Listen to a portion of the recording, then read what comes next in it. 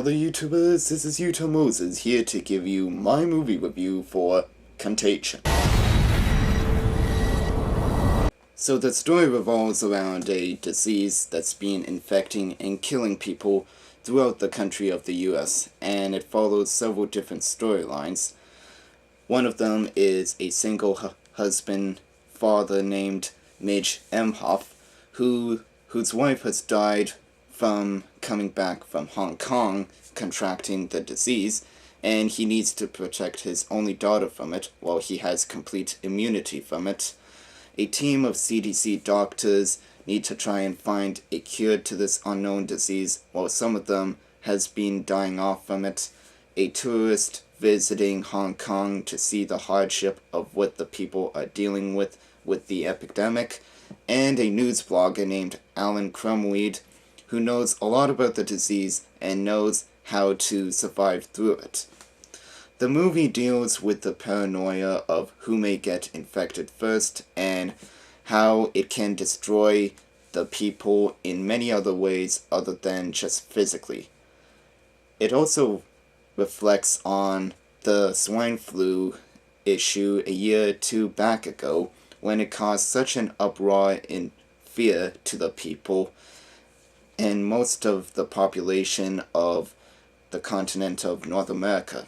And if nobody has named this disease in the movie yet, I like to call it the Gwyneth Paltrowliosis.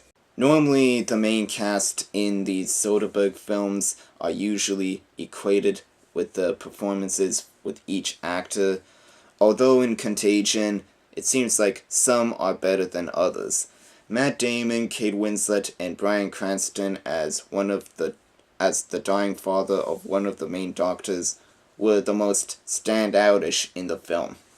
Jude Law was alright as the news blogger, but during the close-up scenes, I noticed that tooth that was sticking out that he had for his character.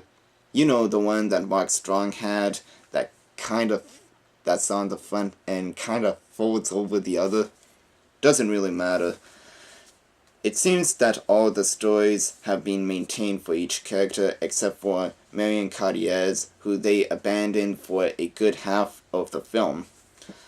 And apparently, no matter what you touch or do or where you go in the country, it seems that you're bound to be infected by the disease no matter what you do, or even if you're in your own household. The word of the day is quarantine! Steven Soderbergh has directed Contagion in an identical way as he did with Traffic, utilizing different colored lighting for each character's story in the movie.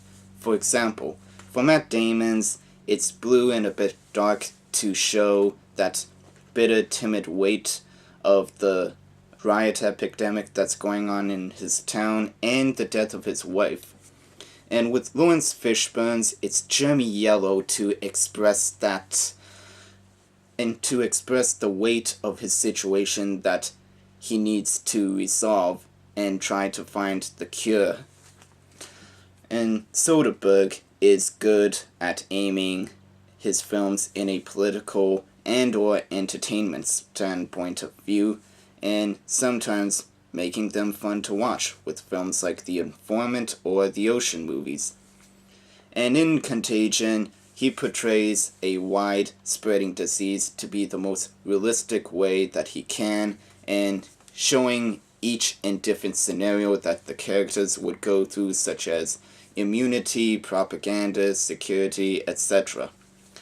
Overall, Contagion never resorts to any Hollywood cliches or overdoes a scene with car chases or explosions, but I did felt a bit bored at some parts of it, and that was because I kind of set my expectations a bit too high from watching the trailer.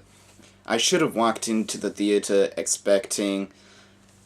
should have known that it was Steven Soderbergh, and with these sort of dramas, he never does any of those things like the Lethal Weapon movies would.